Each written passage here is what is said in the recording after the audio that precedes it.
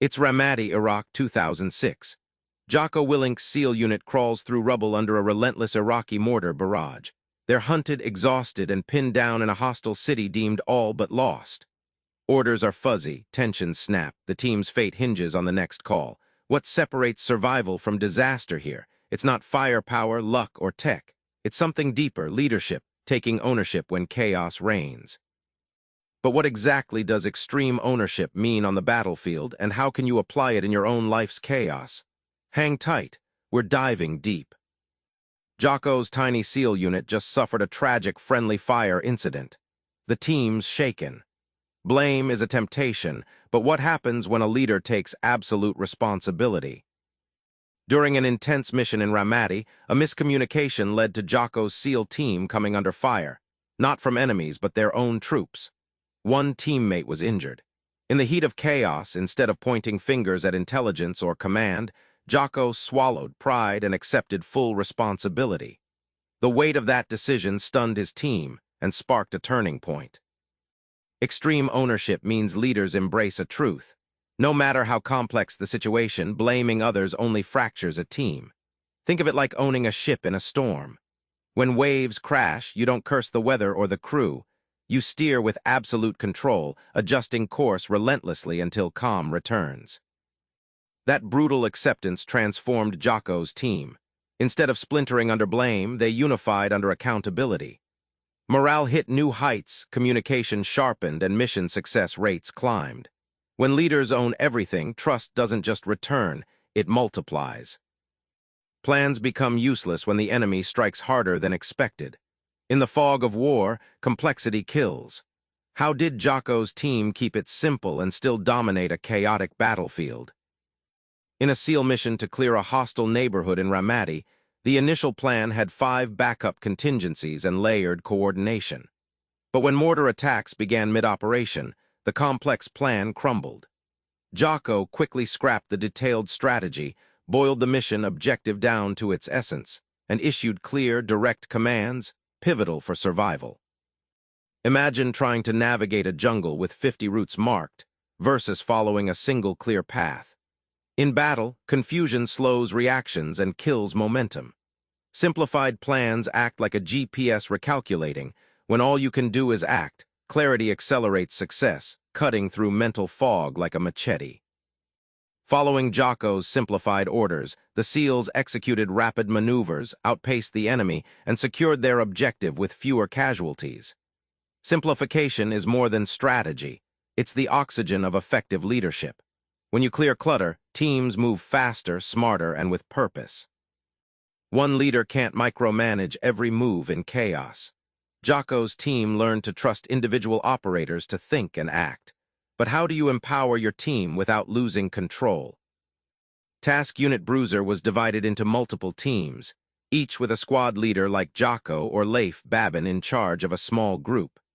During a fierce firefight, one squad was cut off and surrounded. The squad leader made a split-second call to pivot the attack independently, resulting in a vital enemy position falling without waiting for detailed orders. Decentralized command is like jazz musicians riffing solo but listening to the band. Leaders give clear intent, then trust teams to improvise in the moment. This balance between freedom and alignment creates agility, transforming chaos into orchestrated brilliance. This trust unleashed staggering speed and adaptability. Operators took initiative, commands spread faster than enemy fire. Leadership wasn't a bottleneck, it was a force multiplier. Teams that trust perform faster, better, and with lethal focus. Sometimes a leader faces obstacles not from below, but above. How do SEALs push critical realities up the chain of command without breaking ranks or careers? During a pivotal Ramadi operation, Jocko noticed intelligence flaws that endangered his team. Rather than quietly adapting or waiting for orders, he took the difficult step of challenging his superiors, explaining why the plan couldn't succeed without adjustment. This risk to his career was necessary to protect lives and mission integrity. Leading up the chain is like being a thermostat, not a thermometer. You don't just reflect conditions, you actively influence them. Speaking truth to power takes candor wrapped in respect, timing, and solutions, ensuring leaders hear realities without losing face. This boldness saved lives. The updated strategy prevented an ambush and showed Jocko's commanders he wasn't just a follower, but a responsible guardian of mission success. Leaders below you aren't the only ones you need to lead. Sometimes the real leadership is upward. In deadly firefights, moving forward means covering your team and being covered.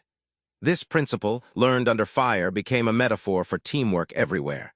But how deep does it run? During a crawl through sniper-lined streets of Ramadi, Jocko's team executed cover and move perfectly, one element firing suppressive shots while the others repositioned. This deadly dance minimized casualties and maximized pressure on the enemy, turning a dire firefight into an advantage. Cover and move is like a dance duet or a bicycle's tandem pedaling. Each side relies completely on the other, staggered movement, timing, and mutual protection. Without trust and communication, the entire balance collapses into chaos and vulnerability. Applying cover and move beyond combat, Jocko and Leif saw teams in businesses outpace rivals through mutual support, stepping up and back without ego. Teams that master this principle don't just win battles, they dominate entire battlefields of collaboration. Remember that mortar barrage in Ramadi? It wasn't just chaos, it was the proving ground for ownership. When Jocko took full responsibility, simplified plans, empowered his teams, and communicated boldly up, everything changed. That's your takeaway. Don't wait for a perfect plan or the right moment. Start owning every outcome in your life, the good, the messy, the ugly. Try this tonight. Pick one challenge you've been blaming others for. Now own it fully. Notice how your mindset shifts, doors open, and your team starts following your lead. Ownership isn't just a military tactic, it's your secret weapon to winning every battle. Subscribe for more book summaries like this one.